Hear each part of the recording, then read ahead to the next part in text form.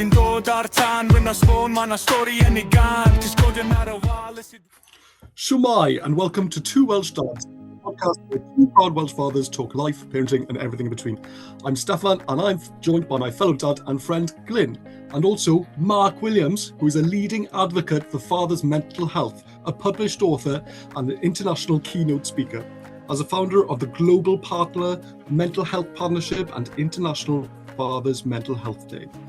Today we're going to talk about who we are, why we're doing this, and what you can expect from the journey ahead. Shwmai, pawb. Shwmai. Croeso. Welcome, Mark. Thank you very much for agreeing to come on. Yeah. Yeah, big welcome to you, Mark. How are you, Mark? How's things? Yeah, thanks for inviting me on. I've heard so much about from my friend you've interviewed recently as well, so I'm looking forward to diving into the conversations, Oh, so that's cool. That's awesome that the news is travelling. Awesome news. It is. So where are you from, Mark? Where's that accent from? Yeah, so I'm from the Oldham Valley. Yeah, I got to speak slower because as soon as you get in the valley, sometimes you do speak a lot faster, as you know. So that's okay. I'm literally about 10 minutes over the mountain from Treorchy, where I'm based now. I run a mental health building over there now with my colleague as well. So so I'm up the valleys, always born and bred. My father's a miner, my grandfather's a miner, his uncles are miners. So I'm the first generation not to go underground. I am. So yeah. Wow. Gosh. Well, I was just reading that blurb about you. You've done so many wonderful things. Gosh. Oh, it's been so good. many. Yeah. It's been good. Yeah. Wow. I think what I realized, like I call it post-traumatic growth, is all of trauma that's happened to my wife, including obviously myself. But we've tried to turn into a positive, really. So, we changed our careers years ago after experiencing depression, for the first time, suicidal thoughts, first time, So we changed into positive. So I call it post-traumatic growth, I do. So if I hadn't, and my wife certainly hadn't gone through it, we wouldn't be doing the best job in the world, I believe, as well. So. Wow. Oh, wonderful. I believe we all have our own path in life, and sometimes you need those lows to get these highs. So that's amazing to hear. 100%, awesome. You're right. Yeah. So it says as well, Global Partner Mental Health Partnership and International Fathers Mental Health Day. How cool does that sound? Wow. Yeah. It was I'll tell you briefly. It was really coming home from London, really, and had this idea. And I think with the ADHD, so I was actually diagnosed with ADHD at 40. Obviously, I had it all my life without knowing. And the good thing with ADHD, you can think of things creative. And hang on, it's Happy Wine Day, Happy Donut Day. Let's get an International Fathers Mental Health Day going. So a lot of things I do, we don't get any funding. We just try and make it happen as best we can. And a day later, a year later, we had Dr. Daniel Singley. He's one of the leading experts in men's paternal mental health. And we started building, and now we've got we're close to 70 organizations around the world now, and it's actually based in Australia now. It's actually based in Australia. Yeah. We passed. Oh, wow. We only took it so far, and we based it in Australia because Gadget Foundation are a well-known charity out there, and they've got all the resources and taking it to the next step. So that's International Fathers Mental Health Day is always a day after Father's Day as well. Right. Every year. Wow. Is there a reason behind that, Mark, or was that just was there any particular reason why it was the day after?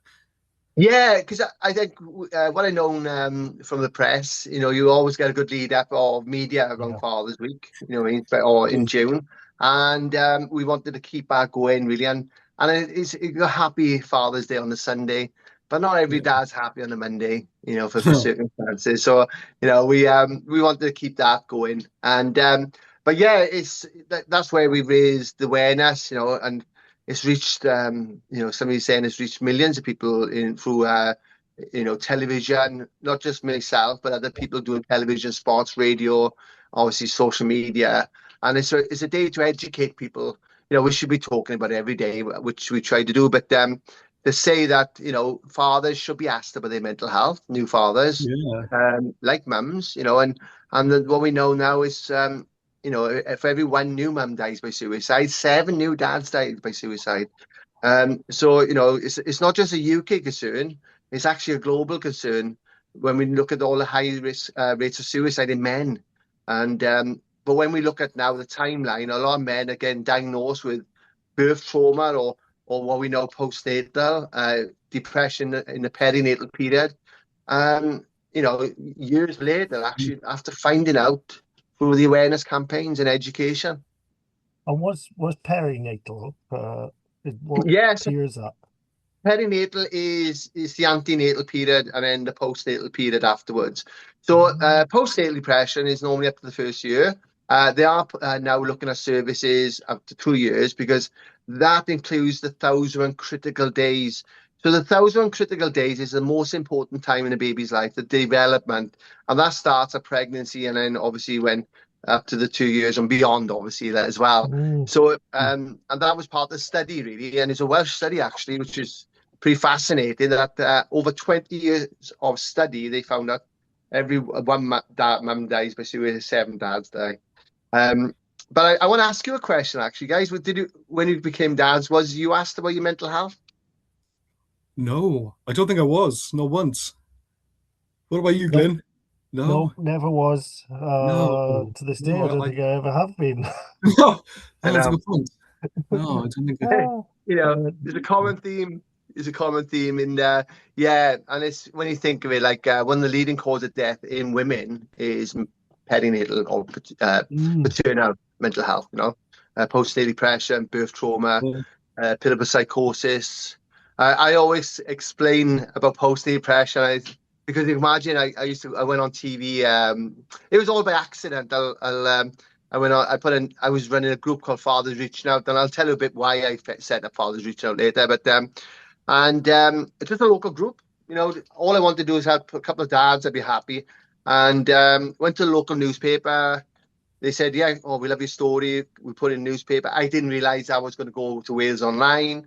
All of a sudden, I'm getting phone calls off Women's Hour, BBC Breakfast Show. Nice.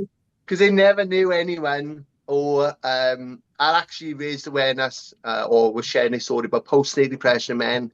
You can imagine the stigma back then because mental health wasn't even talked about like it is today, So there was a lot of boost, I should say, at the time, social media. I think it was about 2011. Yeah, 2011, 10, 11. But what it is, postnatal depression, is depression in that postnatal period. So when you think of fathers, it was always a hormonal postnatal. Well, it is a factor, but when you look at all the other things, so testosterone, estrogen, cortisol levels, vasopressin, and prolactin change in fatherhood when you become a father. And also then, when you look at the thoughts and feelings of mums with postnatal depression, guilt, not good enough, struggle bond with a baby, there's not one that dads can't experience. Now, the other thing is as well, they may experience, like for instance, mum might have a breastfeeding, might not be able to breastfeed. When she is breastfeeding, fathers may feel excluded or part of that process as well.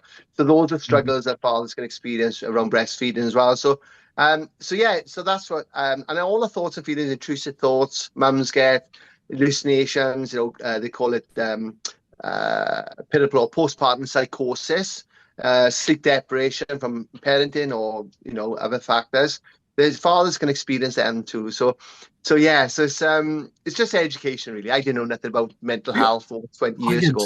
I had no idea. Yes, a lot of this stuff is news to me as well. So yeah, it's good that you're around to share this knowledge, Mark.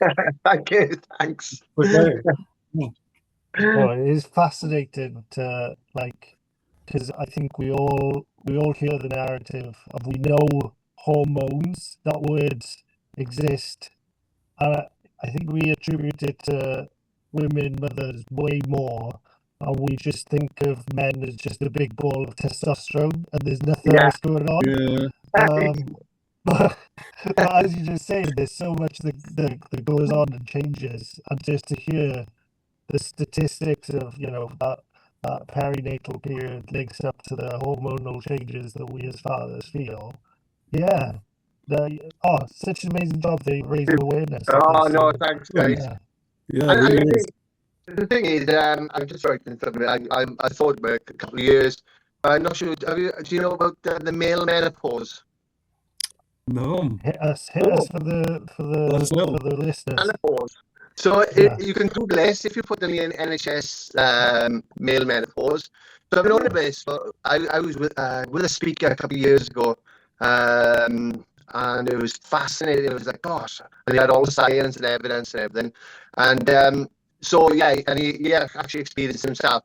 So this is one of the things I tell men at a certain age, especially dads, because you can imagine if you've got a dad, because dads sometimes, and you know yourselves guys, some dads can start fatherhood in their 40s, 50s, you know. So if you've got a decline in testosterone, what we said about fathers, and a decline again, testosterone as you get older, there's a double whammy there, isn't it? You know, as well.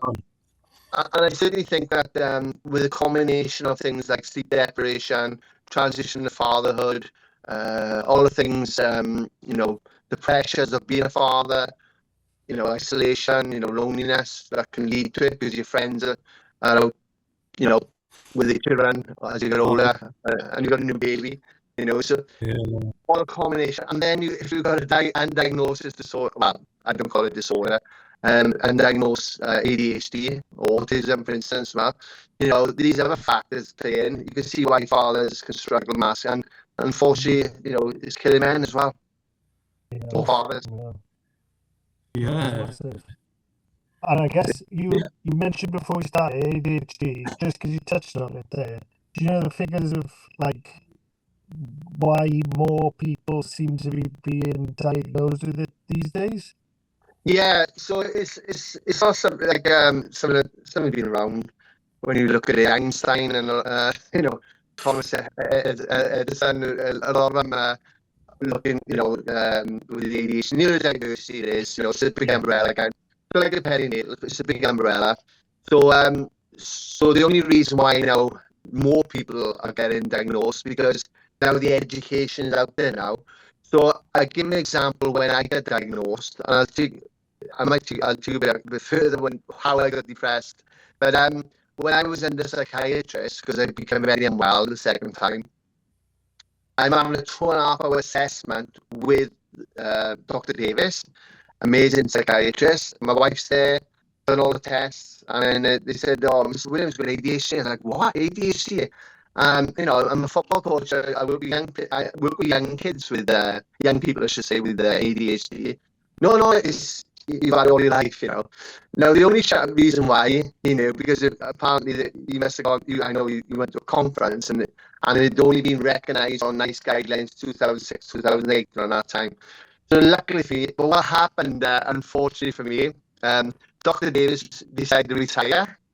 And he said, I'm going to make another appointment to see another psychiatrist if we want to go down the medication route. And I said, okay, yeah, that's fine.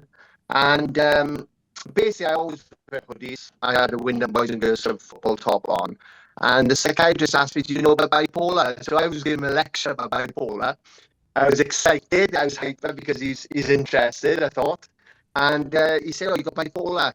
Another psychiatrist said the same.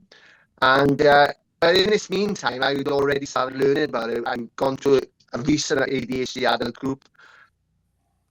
So I basically, I was diagnosed with bipolar twice. And I went up to North Wales. I gave up the current team, went up to North Wales.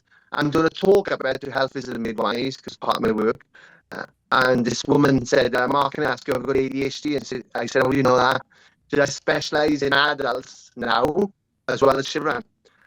Gosh, it blew my mind. Like, so we went back then with a lady I knew, and we were educated in the new psychiatrist about, and then I was officially diagnosed. So I would have been one of the first, around 37, 3 years prior, but it took me till I was 40 to get officially diagnosed. 3 years after my initial diagnosis as well. Wow. Can I ask a question, Mark? How do they test for ADHD?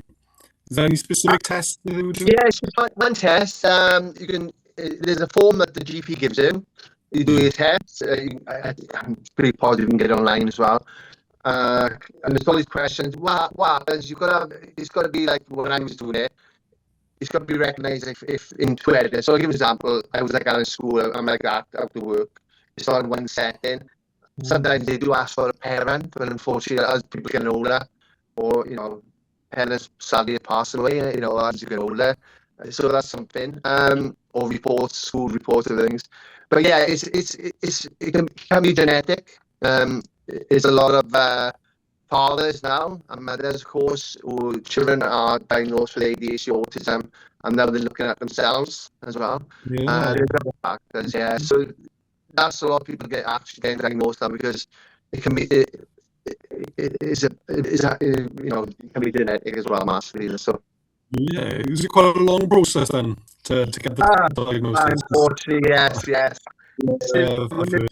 Yeah, so what I would say to people, if you've got any fathers out there who've got ADHD or looking at that, is basically educate yourself around ADHD, because once you get the root of the cause, which is ADHD, all the other symptoms around it, like anxiety, depression, OCD, impulsiveness, even substance abuse, because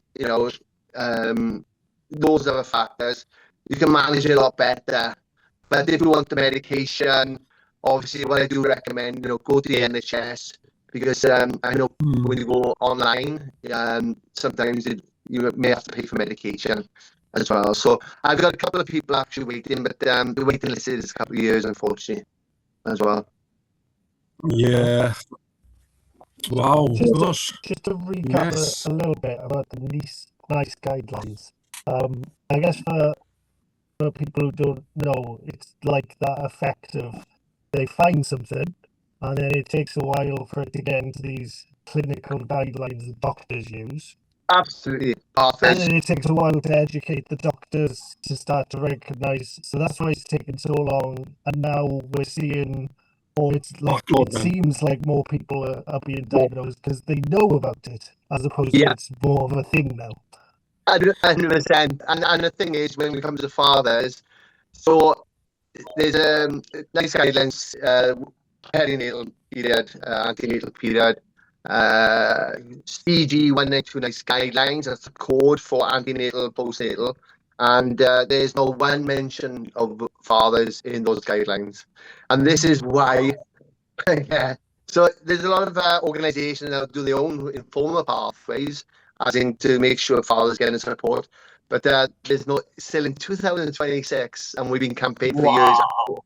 There's still, so we got one of the leading causes of death is suicide in men, being a father, new father, and then you've got, this, and why it gets complex, because if you're looking after your wife like I was as well, up to 50% of the dads can get depression looking after their partners. So sometimes, and in the work I've done over the years, sometimes it's only the father, and that can impact on mum's mental health.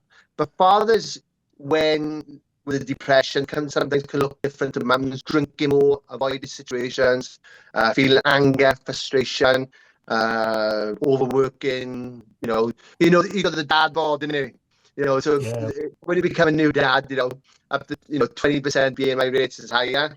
Is it because dads are drinking, or are they not exercising because of sleep deprivation and that depression? So it can get more, so you need to link somewhere along the line, Definitely.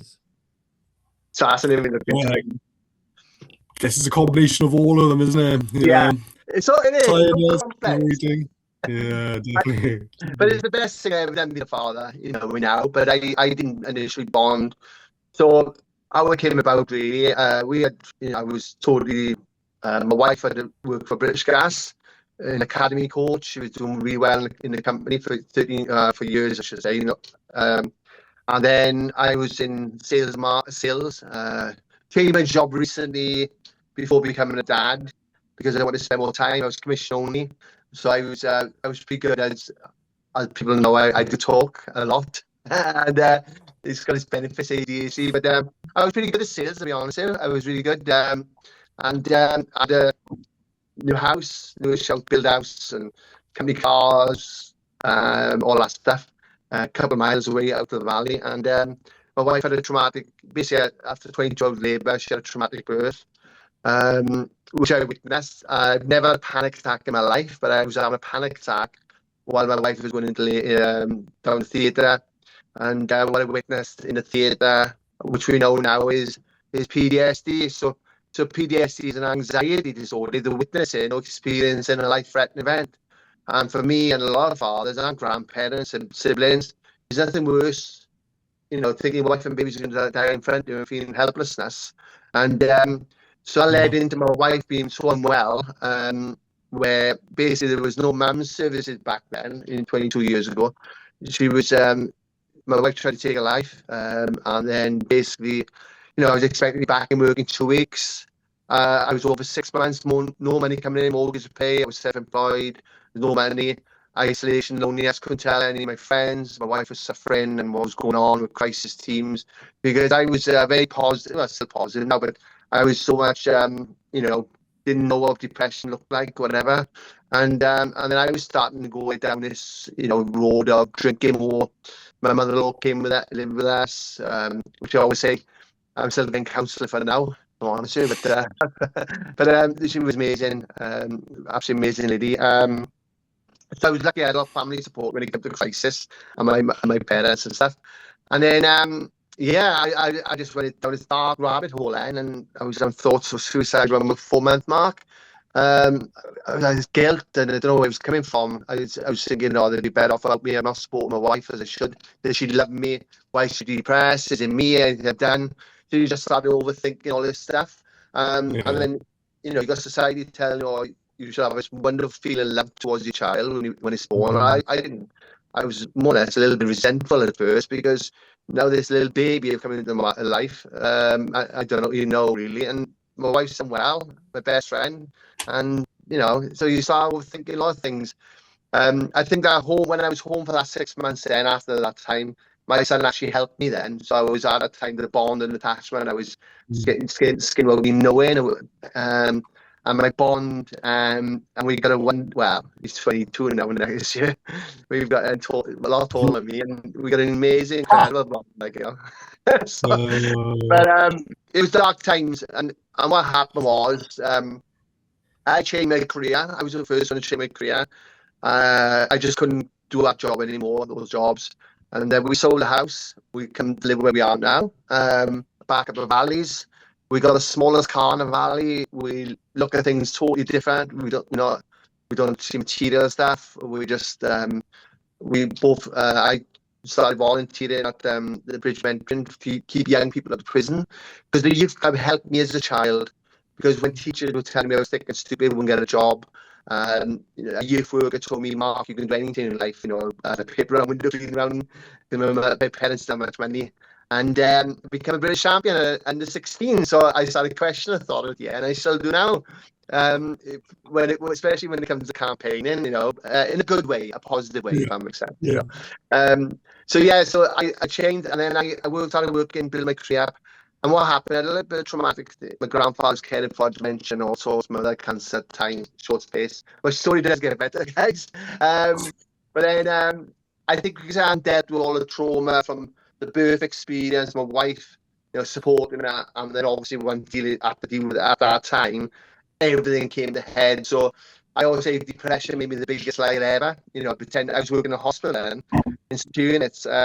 I pretend to go into work, 12-hour shift, I'd be sleeping up a mountain, and then I had a breakdown. And I say about this, how it affects your physical health, because I was physically fit. I just won this kickboxing tournament, over 35s or over 30s, and basically mentally, I was so unwell. It was impacting my physical health, and I had a breakdown in a car in Cwmbran, miles away from where I live, and that was the road in recovery. I had no choice, really, and I was put in community mental health teams, counselling, which was absolutely incredible, and I started my journey. And I'll tell you this before how the positive side, it was incredible how I got into fathers, because I'm in my recovery about 8-9 weeks. The alcohol, I cope with a lot of stuff, different things at that time, and I'm in the gym one day, and I said to this guy, I said, can I bother weights? And he said, yeah, I got to NHS Prams. I said, what's NHS Prams? He said, my wife's got post-depression. I said, no way. I said, my wife had post-depression too. So all of a sudden, in the gym, we were on a side-by-side conversation. And I thought, it's the first time I actually heard a father went through a similar experience to me. And Brian, sadly Brian's not here, but anymore. But he was a pastor, Brian was. Well, I don't, you know, how it came about. Well, it was something said, I don't know. Yeah, but basically, Brian, basically, I said, right, I'm going to set a group up called Fathers Reaching Out.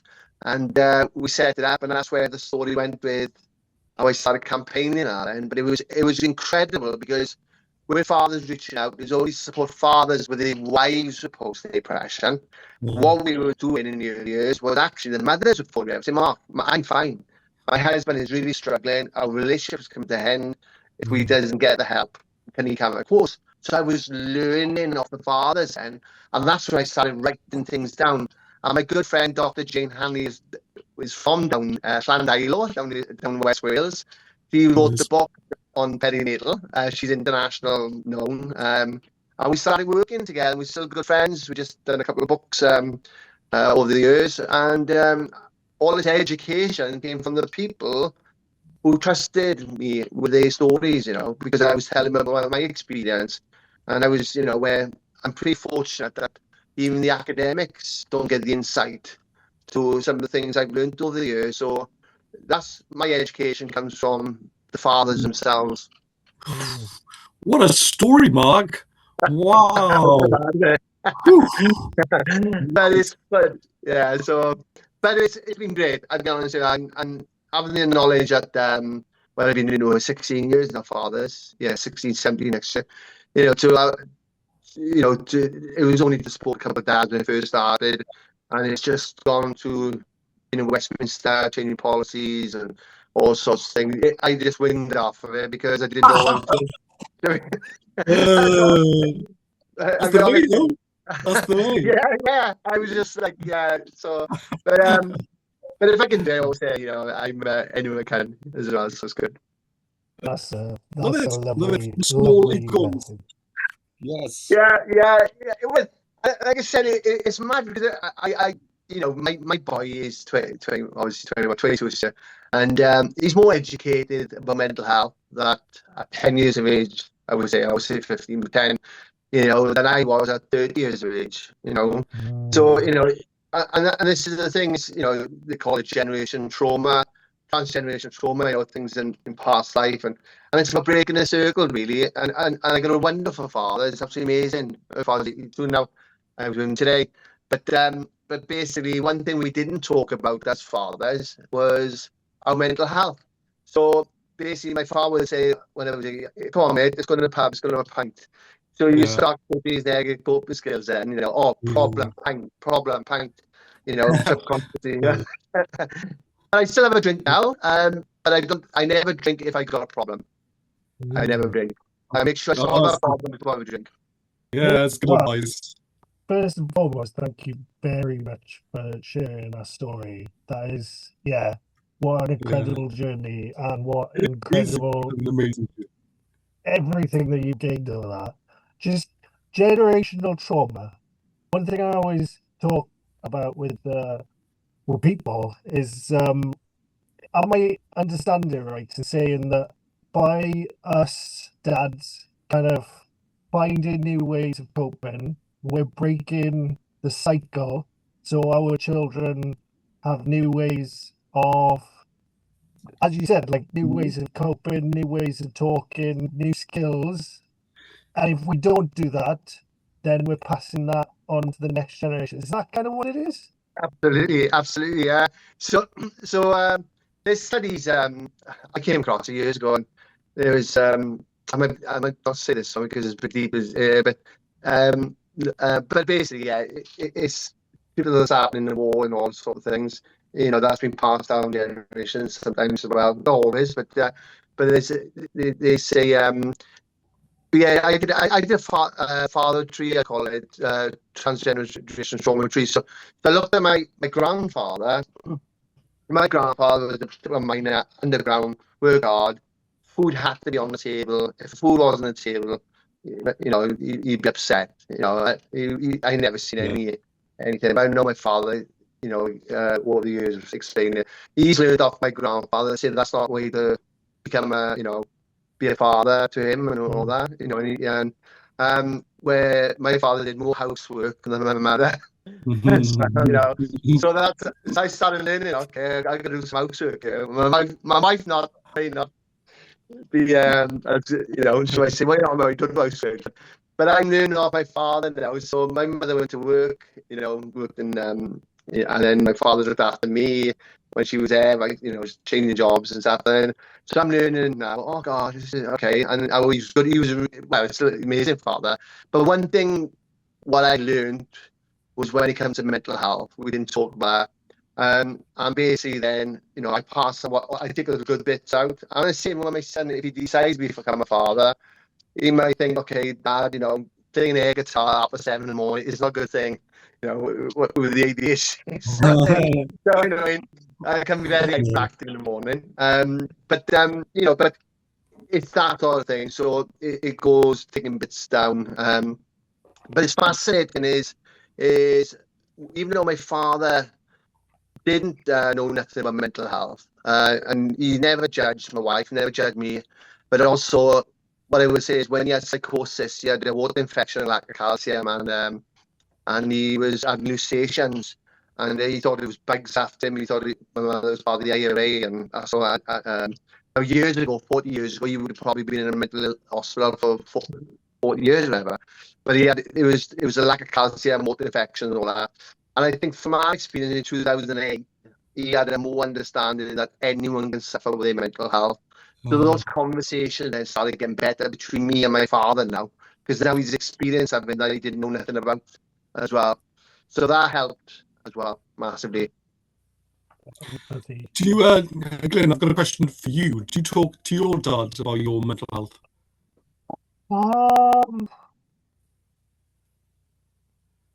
Never used to, and I think that maybe what Mark is touching on there is that I'm probably the one that maybe facilitated the talking. Yeah, initiated the talking. And unless I learned what I'd learned, I wouldn't, because it's really uncomfortable, especially the first couple of times. I still remember, like, you talk superficially, like, oh yeah, that's it. It's hard. Superficially, yes. I would agree. I'm trying to go a little deeper these days, but it's so uncomfortable the first couple of times. It is, and you can still see how uncomfortable he is doing it. I'm sure he's saying that. Define yourself. What? Also, myself. It's one of the strange ones because I could talk to him about anything. But it would be on that sort of, like Lane said, surface level. Probably wouldn't go too deep, We'd keep it quite, happy. The mood would be quite happy, but then, that would be it. So I wouldn't go any deeper. And like Glenn said, I would find it very hard. It would be very kind of uncomfortable and almost just tricky to navigate, It is. It's the same as parents, I get, the love language, I think my her love language was feeding us with food all the time, like, she might not give me a touch, or my other nan didn't, and you think, you're loved, and they never tell you, I love you, but they tell him after value, I love my son, I love this, I love my grandson. So we all got different love languages as well. Things, You remind me of a story of my dad. I remember when I went around and I helped her out around the house. To this day, I still remember this because she force-fed me. Even though I've eaten, I turned up, helped her out with the garden, and she force-fed me 2 packets of sausages. I kid you not, because she thought I was a growing boy. I was in my mid-20s, and I had to eat them because she was choosing tears, forcing them down, and I was like, oh my gosh. Like, it's my parent. It's like my father today. When I go away, right? I down here today. I lost my mother last year, and he's doing well. But yeah,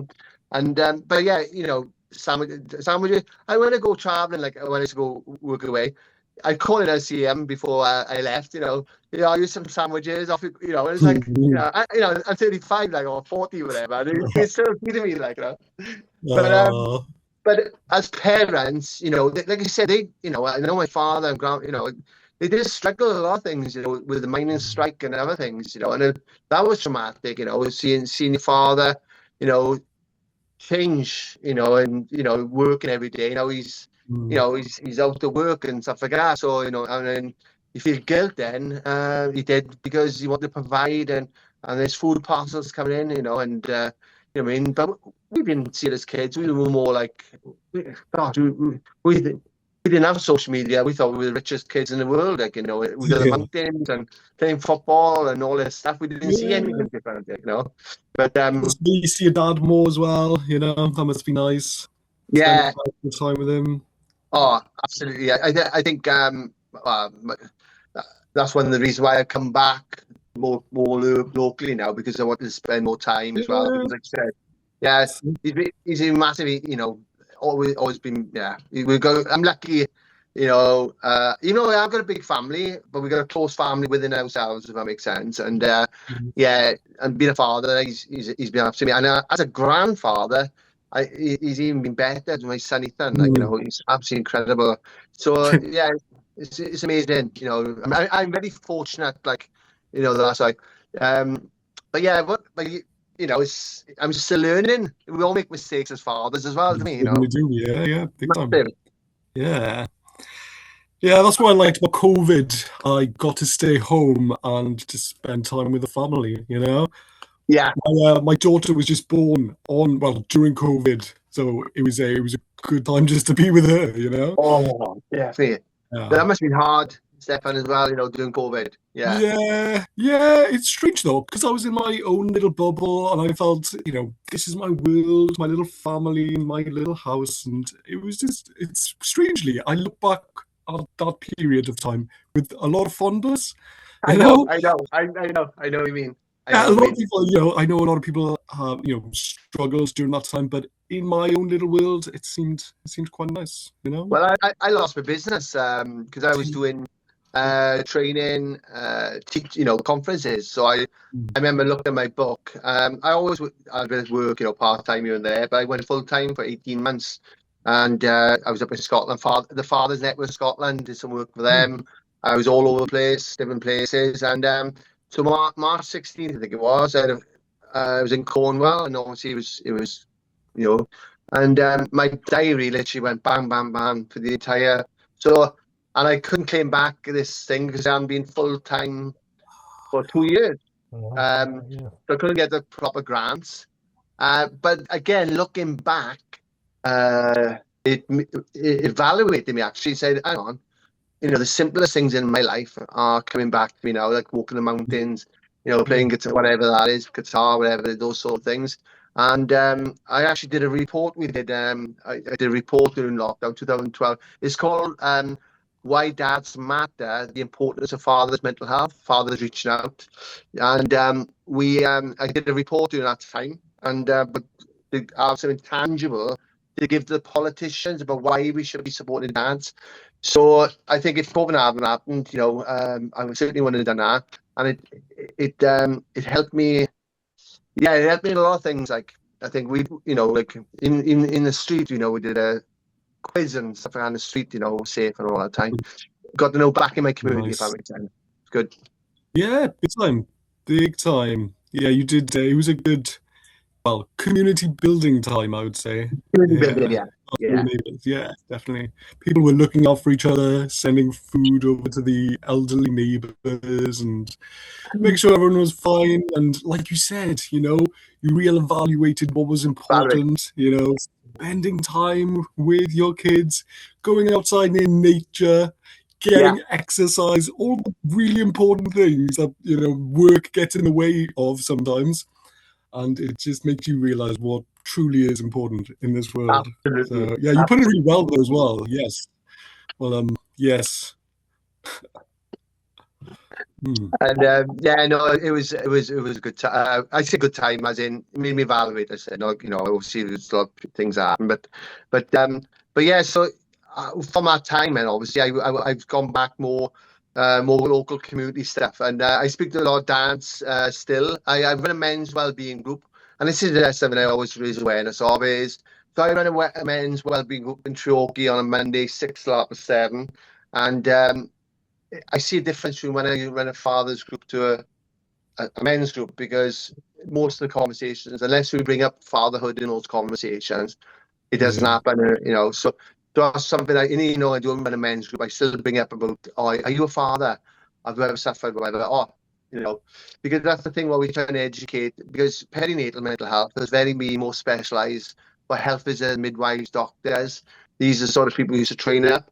But when you look at the big mental health charities now they're starting to get this education about the fathers can experience postnatal depression, for instance, as well. So, and yet we haven't touched on antenatal anxiety and depression. So if you've gone for a birth experience trauma, witness a trauma, and you don't get that support, the second baby comes along, possibly that anxiety for the father can be higher now, even like baby loss, whatever.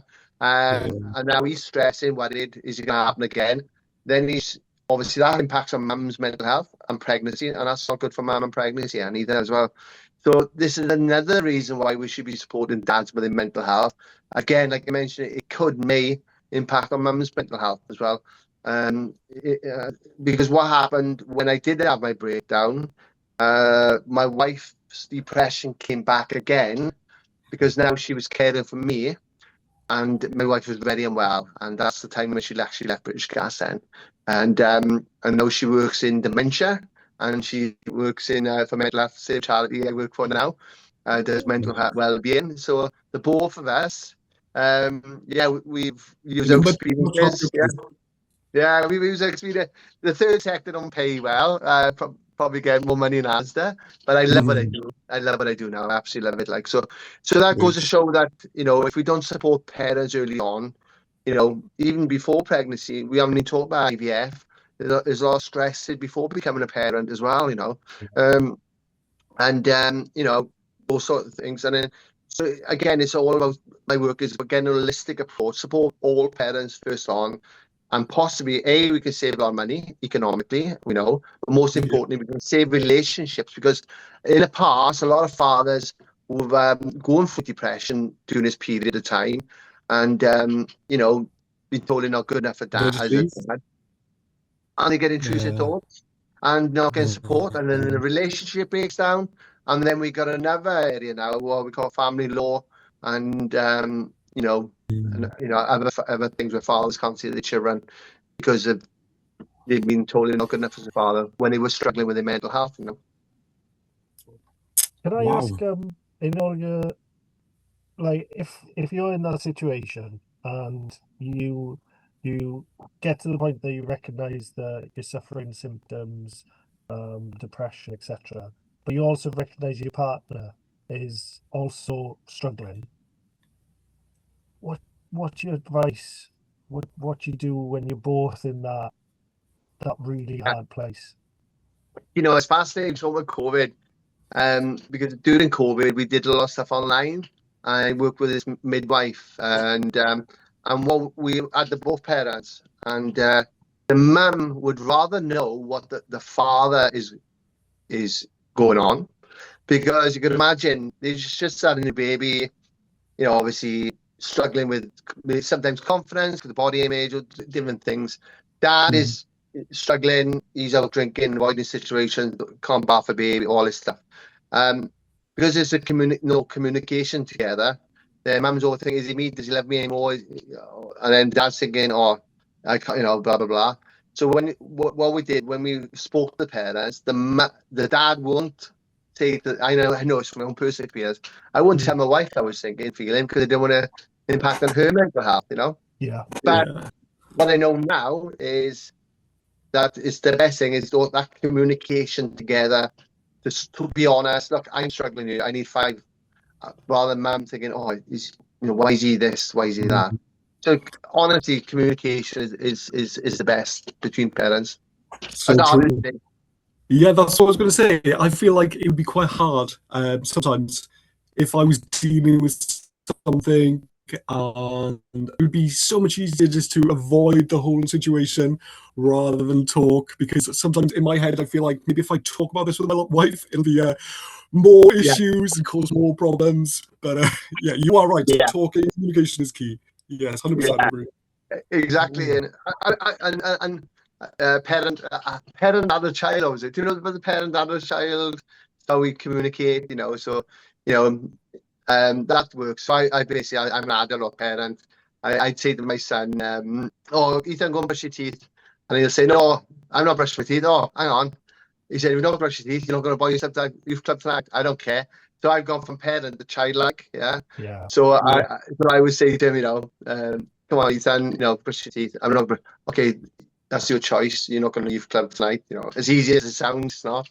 But it's the same as an adult, isn't it? So I say to my wife, you haven't done the dishes. Oh, I done the dishes last week. No, I done the dishes the week before. No, you were doing it. And all of a sudden we're in this kind of like, and we don't win. And sometimes, I say, look, I did a dish last week, and it is the communication is huge. I think it's huge, but it's tone of voice, those things. Listening skills is the best as well. That's true. Fascinating. But yeah, I'm still learning, and all this stuff. I think, like I said, all the years I've been working in different areas of mental health as well. I'll never know everything about mental health, and I still get my days where I know that the burnout, the ADHD burnout's coming as well. So I can be talked out, people out. Whereas I used to worry about that before. I used to be like, oh my God, I'm not talking. That's it, me. I'm not going out. And I sit with those feelings now. Yeah.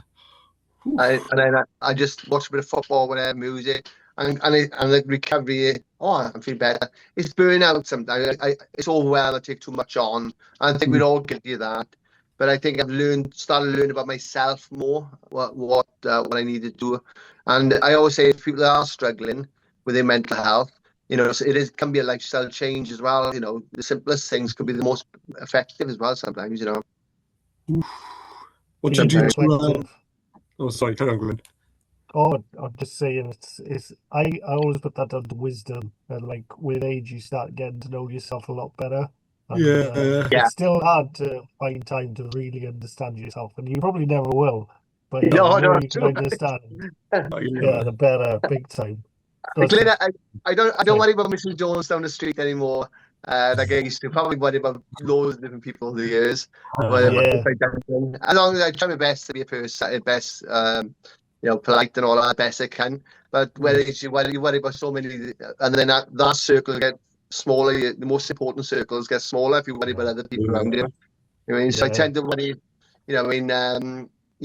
I use facts now rather than assume as well. So if I think somebody's in my mind paranoid, whatever, thinking that somebody might not like me for a certain thing I said or impulsively, I think, well, they haven't really said it really, so how can I, our minds being tricked by us sometimes. Yeah, it's really said and done, but I'm, like I said, I'm still learning, definitely. But if there's any dads out there, I always say the quicker the help, the quicker recovery. So don't suffer in silence, because that's something I did for years, masking it.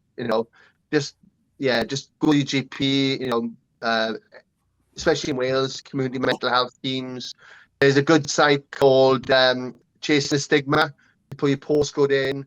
It tells you what local service is actually in the area. And it's a wonderful guy from North Wales I met. Again, he's here every year at the show.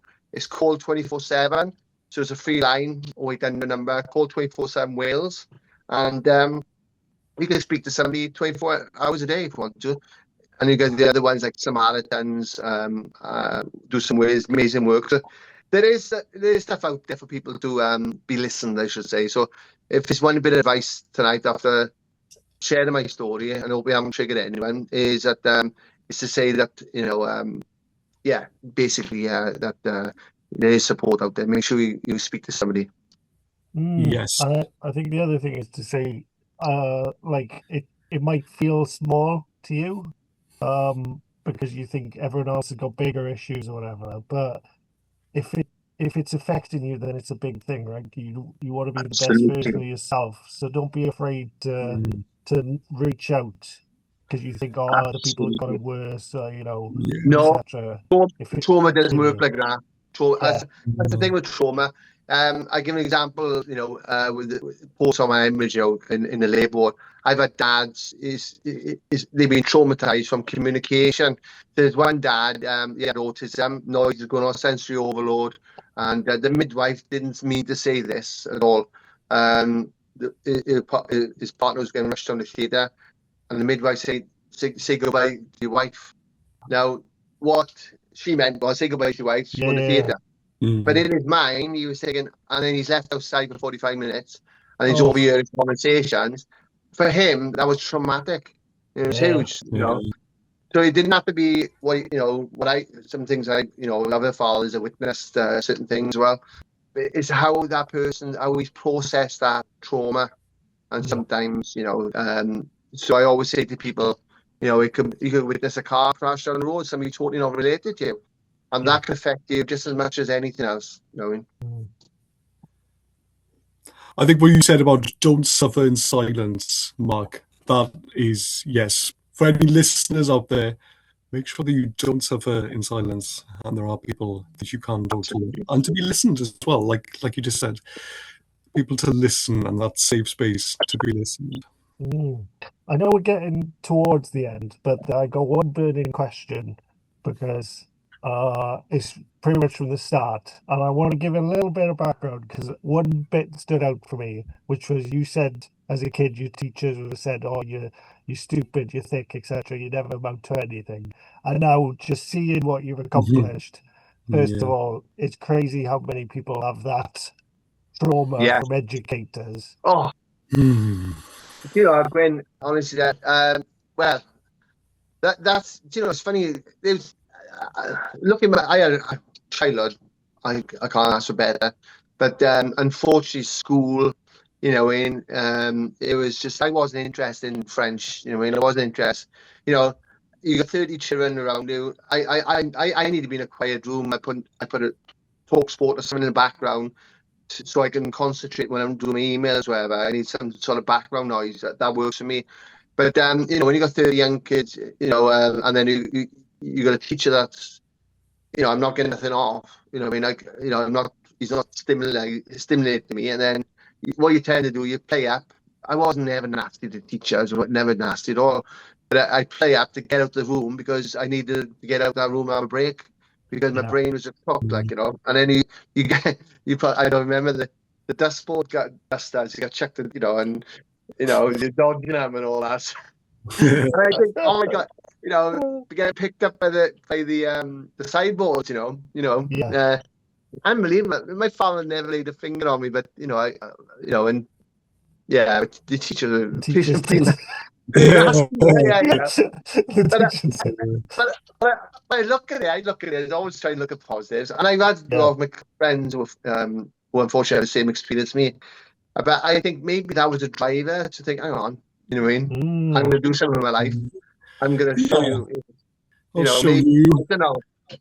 I don't know. Maybe. Yeah, I look back at school and I think to myself, yeah, I'm going to do something with my life to show you guys. You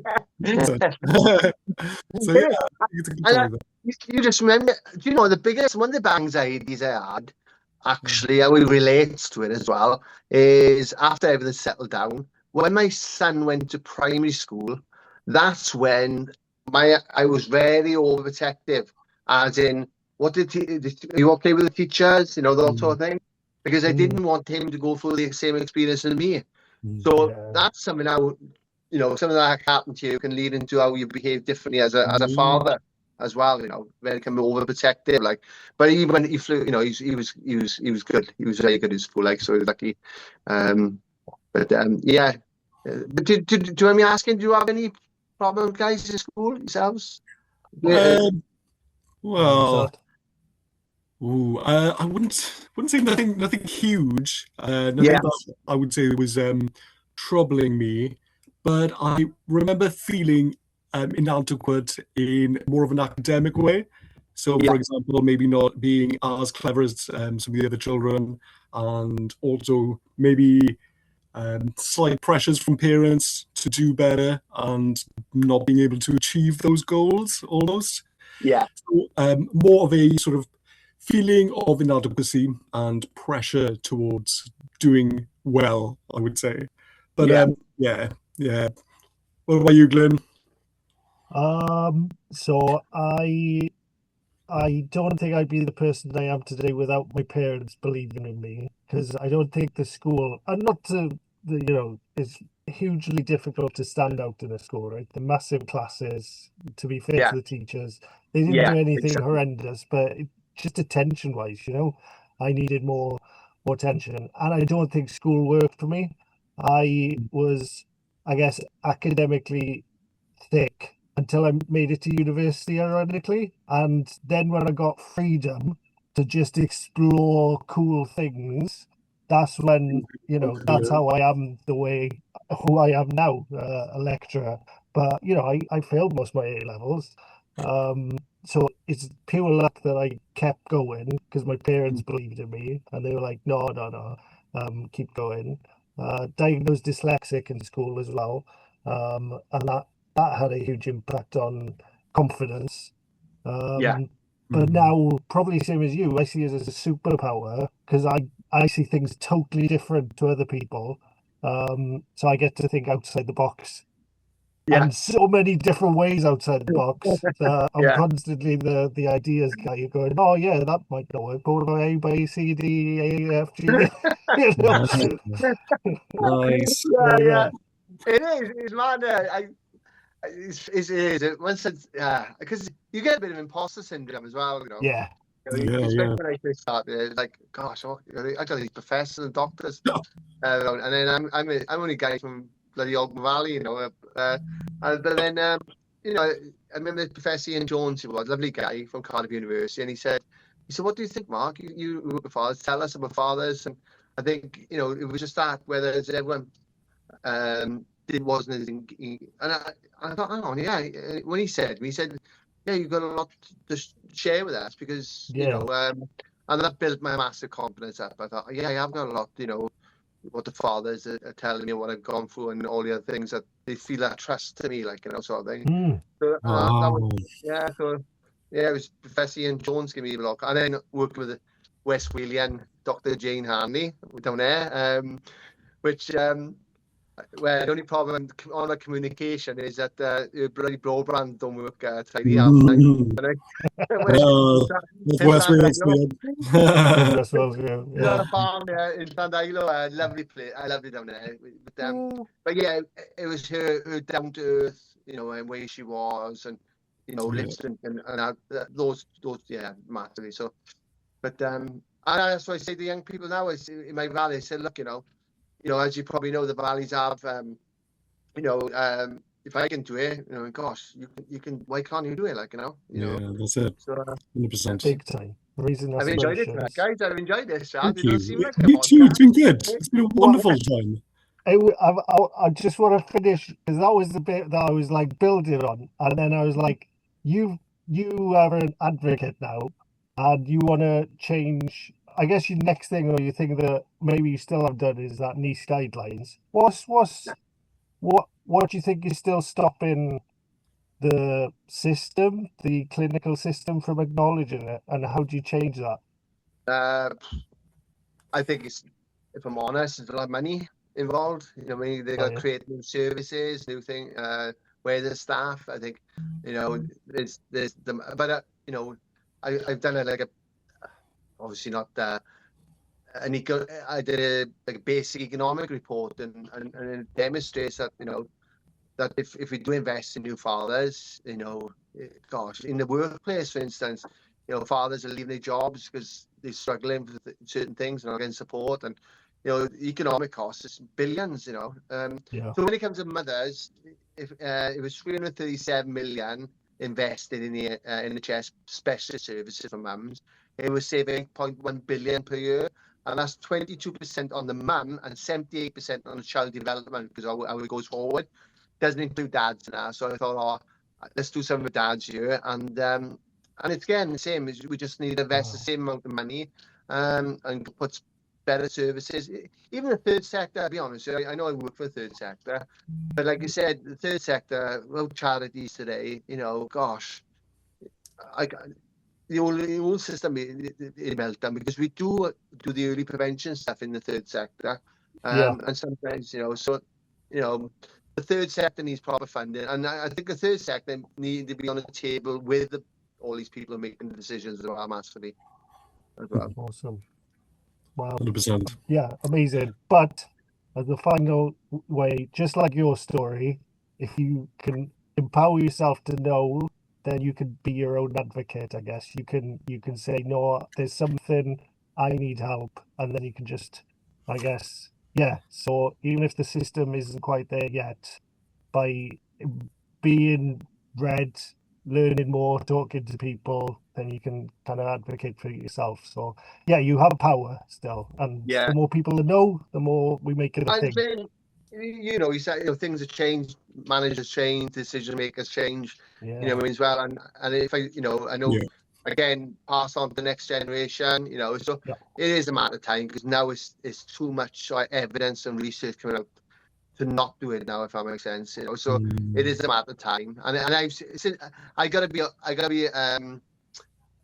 I'm never resentful as much as I can be with I won't get the dads supported, but I think when I look back 16 years ago, where we are now, there's more dads, there's more discussion like you guys, more Yeah. people talk about fatherhood, which wasn't around when I first started in the father space. So in this on a positive, this end on a positive, there's so much good things happening for fathers now. Even paternal leave as well is starting to. There's discussions now. I know a friend of mine, Elliot Ray, up in London. I couldn't go about parental leave. Getting more parental leave in 2 weeks. But the Scandinavian countries, as you know, they get shared parental leave. Some of them, So, but things are changing, and conversations are happening for the better.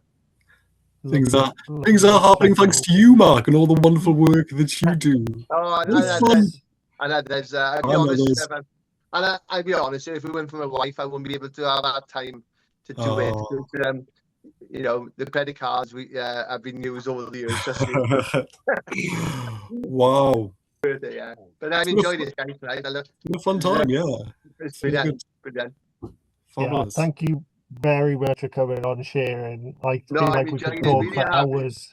Good. Yeah, no, I know. And that's what I'm always cautious of. Yeah, big time. Yeah. Big time. Divorce lawyers cost a lot today. We'll let you get off. But yeah, diolch yn fawr. Thank you very much for coming in.